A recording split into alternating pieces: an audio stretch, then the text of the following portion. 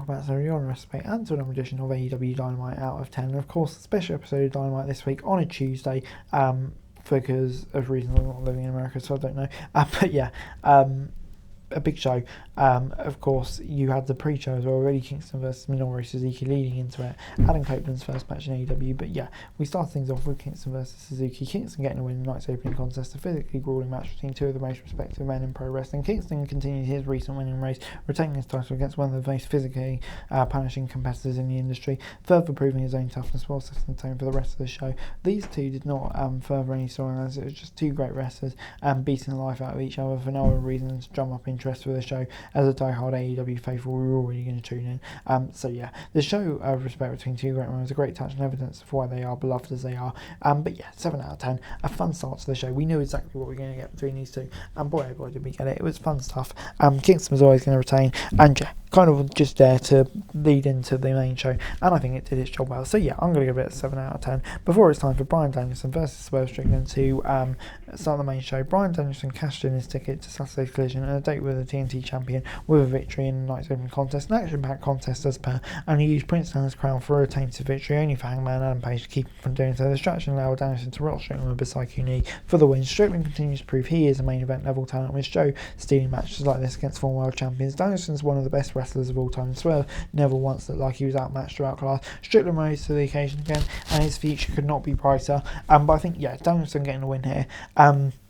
Obviously sets something like Christian Cage, which is going to be really great on Rampage. I think builds that up nicely as well. Yeah, great match. Swerve continues to get over. I think Danielson does it so well, don't I? Like I always say. But yeah, for me, the right result and a brilliant match. Before it's time, Jericho versus Powerhouse Hobbs. Hobbs with Don Callis by his side spells bad things for the rest of the AEW roster, and Jericho found out the hard way on Tuesday night. Hobbs obliterated the veteran, squashing him in a one-sided match we've seen the former Hall of Famer competing. This was a concentrated effort by Tony Khan to reheat Hobbs after months of questionable booking left him in his shell of what he should have been. It worked even if the match was different to what some fans kind of expected. Jericho selflessly did what was right for the business, putting over Hobbs stronger than anyone at this point. Kudos to him for doing so, and decisively leaving no question as to who the better man was on that night. A great showcase for Hobbs, and as part of the Don Callis family, this could really put him over, and yeah, giving some long-term momentum, so I can't wait to see what he does there.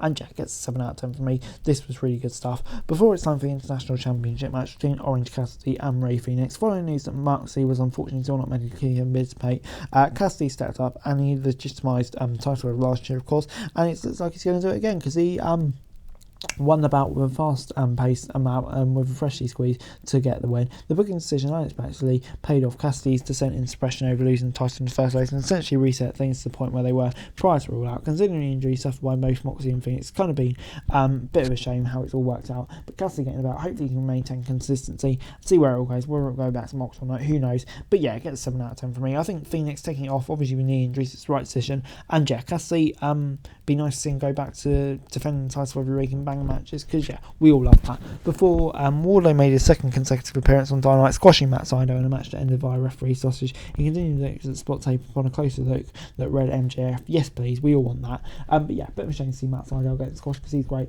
but except for that, great stuff. Wardlow continues to win himself and give me that feud before Hangman Page and Jay White hit the ring for a special dream match. Switchblade systematically worked over the right knee of Page throughout, limiting his offense and slowing his opponent down. Late in the match, it looks as though the former AEW World Champion might fight his way back into the contest, but Prince Nana appeared and blasted him with his crown to set up White's roll-up victory. After the match, MJF enters the arena and demanded his title back. White refused, and Juice Robinson announced himself for next week's Dynamite Battle Royal, and a pissed off MJF walked off when Robinson threatened to roll the horses alone.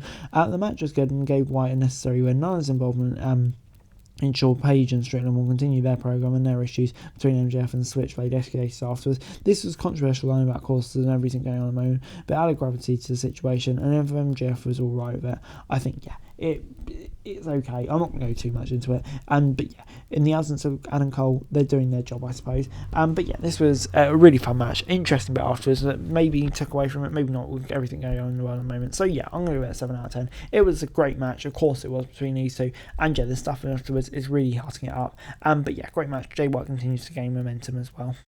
We got Saraya versus Shida for the women's title, and Shida defeated Saraya to become the first ever three-time women's champion. It came at the end of a long match and all from women's division match from Dynamite, one that saw interference from Soho and Storm to end the relatively short reign of UK stars. Saraya's return to the ring is one of the more emotional stories in AEW. She overcome the odds in 2017 after retiring. She won the title in London at All In, celebrating with her family. Despite the magical moment, she appeared a step slower than her opponents, looked to be lacking confidence on more than one occasion. Maybe that had to do with a devastating injury, but it was noticeable here. Until she has opportunities to compete more often, putting a title on Shida was the right call, though it meant it would have had more to do with Storm to dethrone her.